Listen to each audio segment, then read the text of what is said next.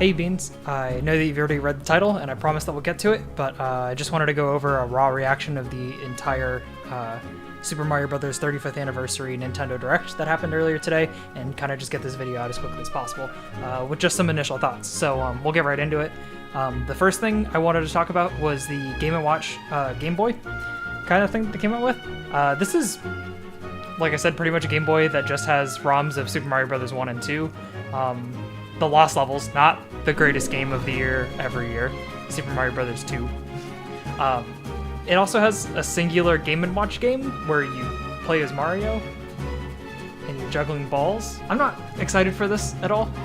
The only way I can see this thing selling at all on the market is if it's like $30 or something like that.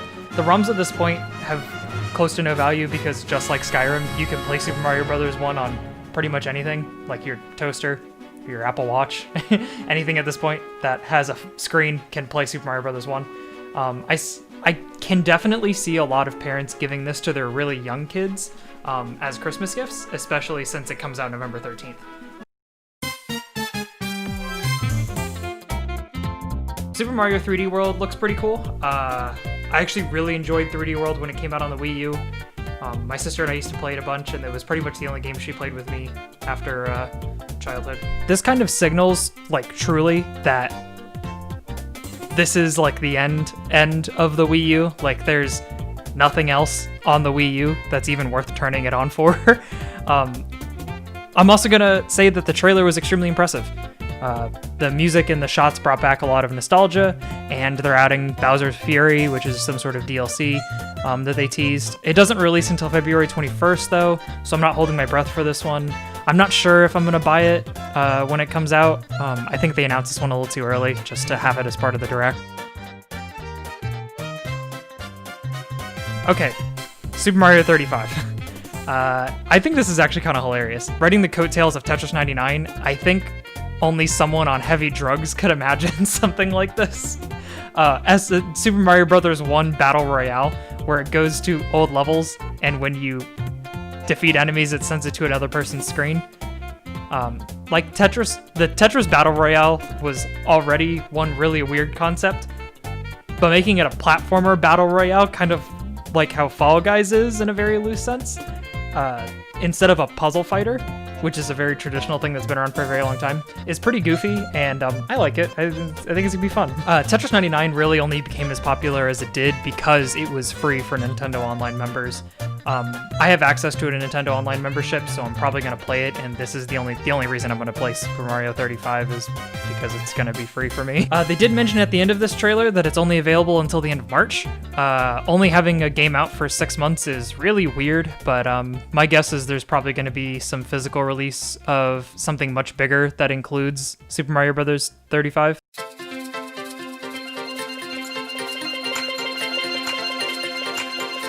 Okay. Real life Mario Kart. I actually think this is a really cool idea. I'm not gonna buy Mario Kart Live Home Circuit, which is what it's called, but I think that it's neat. I think that everyone who bought a Nintendo Labo is probably their target market for this. It comes out in October, so again, I think it's just gonna be another holiday gift that people get for their young kids, and they're probably gonna spend way too much money on it.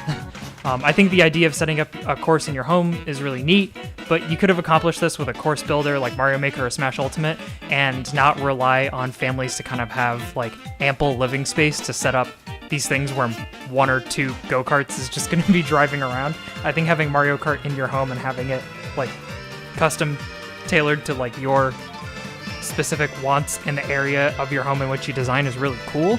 I don't know if they could have implemented it in any other way that a course builder wouldn't have, done it besides that like gimmick. But I think it's interesting, and I'm kind of looking forward to how it sells.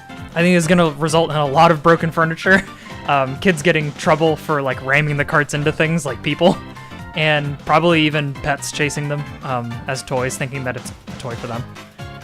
I'm going to skip over the Mario products because this video isn't sponsored by Nintendo in any way, and I'm not going to give them free advertising. However, I will mention the Mario Pumas are pretty fire.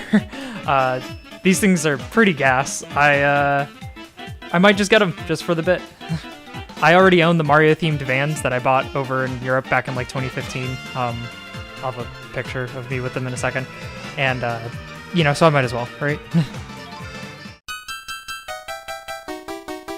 Super Mario All-Stars seems sick. I mean, they're obviously just the same ROMs that were available on the Wii U. Nintendo probably sued somebody over these so they could resell them. I'm positive that I played the remastered SMV1 as on like some Flash game website when I was in grade school. I'm glad that SMV2 is on the Switch though. Seems cool. Love that game. Game of the year every year.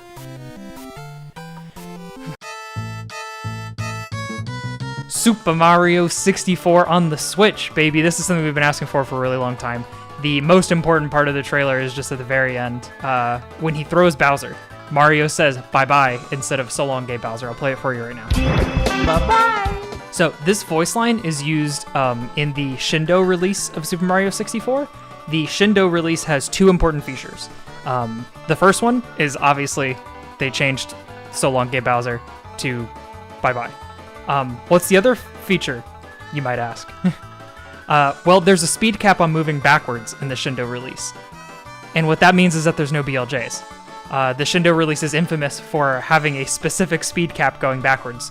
So the only way you can gain enough speed to actually clip through things in the Shindo version is to have forward momentum, which actually turns a 0-star run.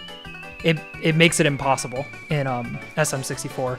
No human can reliably build up speed that quickly going forwards doing first frame wall kicks, because that's insane, right? So it's TAS only. I'll link if you actually want to see what a Shindo 1-star run looks like, and that'll be in the link in the description below. The Shindo release was also the last version of Super Mario 64 to ever be released on the 64, right? And it's dying years. It would make sense to port the latest release of a game. I get that in the Wii U version they didn't do that, but you know, you never know. So SM64, which is a game that made speedrunning a household name, may be ported to a modern system without the exploit that made it that popular. You're probably wondering, like, well, why would Nintendo do this, right? Well, come on, they're Nintendo, right? It would be convenient to use the latest release that has the least amount of bugs or exploits in their eyes. Nintendo also has a tendency to simplify the mechanics over time in their games. I mean, just look at Smash, right? I'm not saying that BLJ isn't going to be in the 64 re-release, but you know, you never know. So here's to hoping. Okay, let's move on to Sunshine. I pray to God that they make the GameCube adapter compatible with the new Sunshine release. Holy shit, I will not do Gelato Beach Skip with Joy-Cons. Fuck you if you think that I'm gonna do GWKDs with a Pro Controller.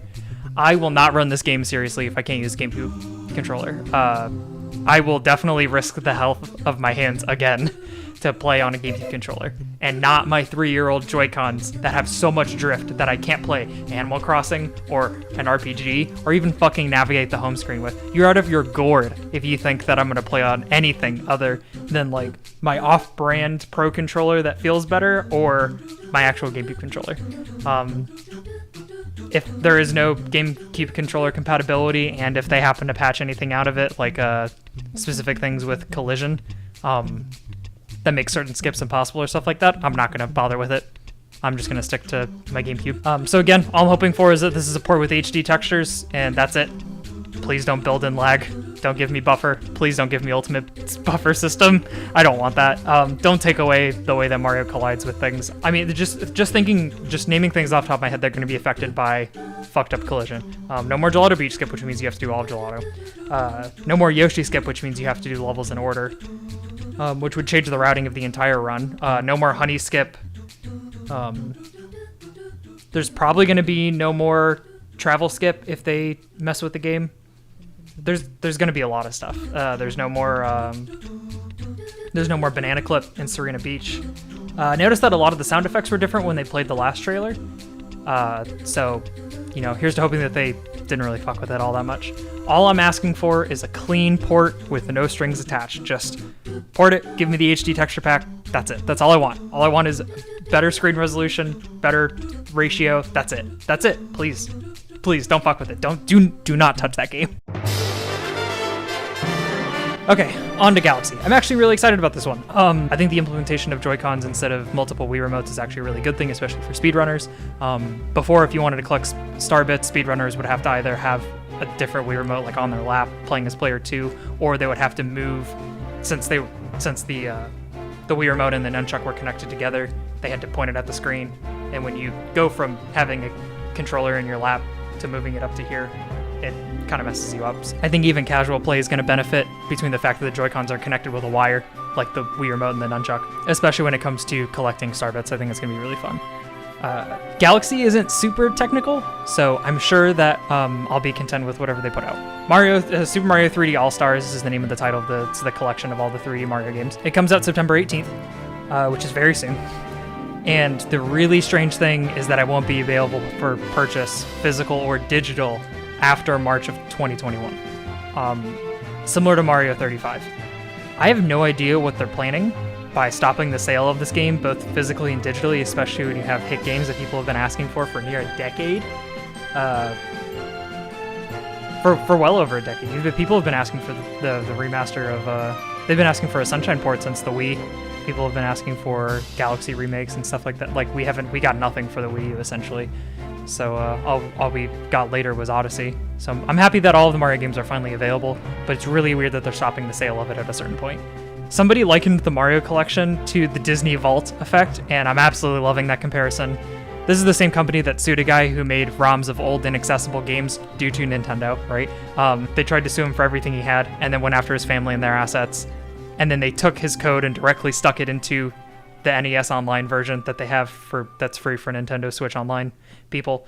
I think that's complete horseshit, and it makes me very terrified of what they're willing to do with their intellectual property and how hard they're willing to gatekeep it. I hope that if these collections sell well, that they don't stick to whatever this limited release horseshit is.